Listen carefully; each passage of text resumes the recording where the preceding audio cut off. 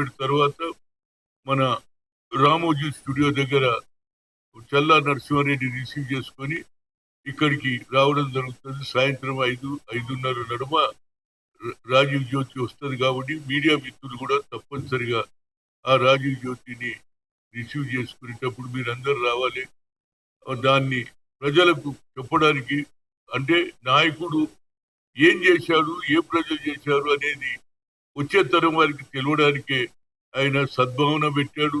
అదేవిధంగా సద్భావన ద్వారా దేశంలో ఏది మతాల పేర్ల, కులాల పేర్ల మీద విద్వేషాన్ని పెట్టొద్దని అదే ఆలోచనతో రాహుల్ గాంధీ గారు కూడా నఫరత్ చోడో ప్రేమ్ బడావ్ అనే నినాదం తండ్రి ఆలోచనతో నడుస్తున్నాడు రాహుల్ గాంధీ గారు.